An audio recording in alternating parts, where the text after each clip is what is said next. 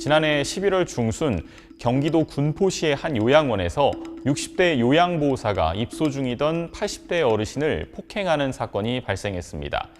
당시 요양원 내부를 비추는 CCTV 영상을 보면 요양보호사는 어르신의 목을 짓누르고 몸을 무릎으로 걷어차더니 슬리퍼로 얼굴을 때리기까지 합니다. 뺨을 때리기도 하고 팔을 뒤로 꺾거나 침대로 밀쳐버리기도 합니다. 이 폭행이 자행된 곳은 독실도 아닌 다인실로 아무리 치매에 걸린 어르신들이라고 하더라도 모두가 보는 앞에서 모욕적인 폭행을 자행한 겁니다. 이 어르신은 다음 날 약속된 가족 면회를 앞두고 요양보호사가 면도를 해주려고 접근했는데 갑자기 들이댄 면도날에 놀라서 당황해 저항하자 화가 난 요양보호사가 홧김에 폭행을 저지른 것으로 보입니다. 그리고 요양보호사는 요양원에는 자신이 때렸다는 사실도 알리지 않았습니다. 결국 폭행을 당한 어르신은 원래 면회가 예정돼 있던 다음 날 숨졌는데 사인은 외상성 경막하 출혈이라고 합니다. 외부의 충격으로 인해 뇌를 감싸고 있는 얇은 막인 경막 아래에 피가 고이는 일종의 뇌출혈입니다.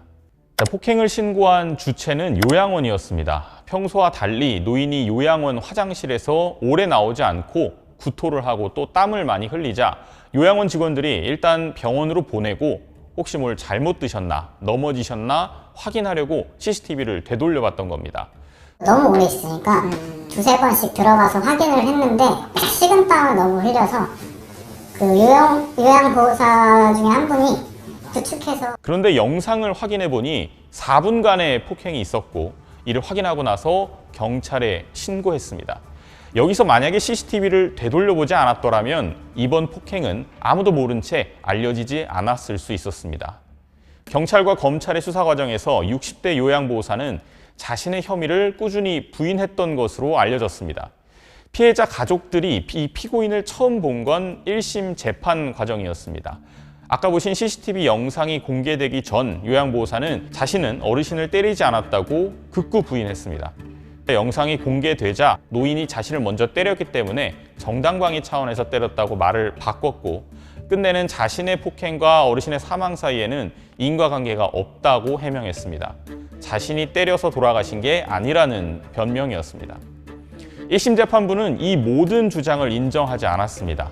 죄송하다고 잘못했다고 빌어도 화가 나는 상황인데 그렇게 해버리니까 솔직히 참을 수 없는 분노를 느끼게 됐죠. 때렸다는 사실을 입증할 명백한 물증인 CCTV가 있고 물론 노인이 중간중간 저항하기는 하지만 노인을 보호해야 할 의무가 있는 요양보호사가 저렇게까지 노인을 폭행하는 것은 단순 정당방위라고 볼 수 없고 그것을 넘어선 분풀이로 보인다는 겁니다.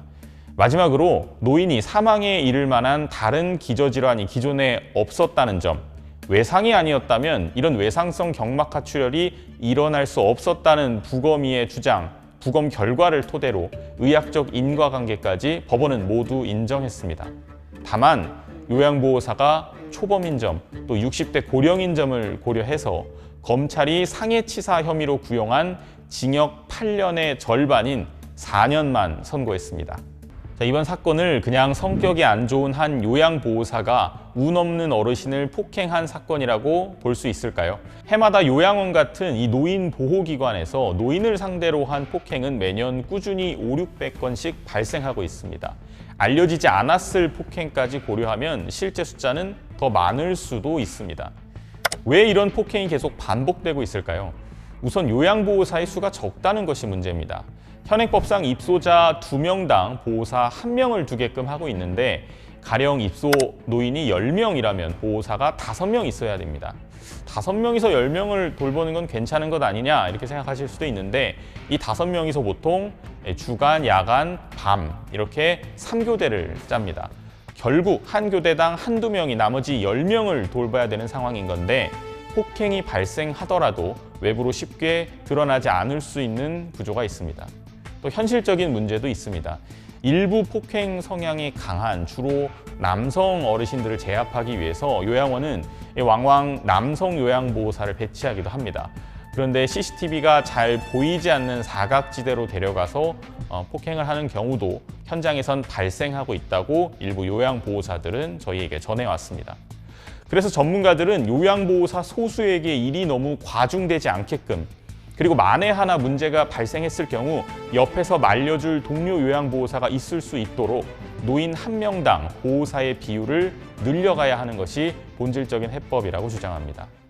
지금은 치매에 걸렸지만 한때는 왕성하게 사회활동을 하고 또 자식들을 키워냈을 어르신 입장에선 자신이 요양원에서 저렇게 허무하게 폭행을 당해서 말년의 세상을 저런 식으로 떠날 것이라고는 예상하지 못했을 겁니다. 지금 우리가 아무리 건강하고 돈이 많더라도 우린 언제 어떻게 늙고 어떻게 요양원에 갈지 모르는 상황입니다. 잘 사는 것만큼 잘 죽는 것도 중요한 지금 시대를 우리는 과연 잘 준비하고 있는지 돌이켜봐야 합니다.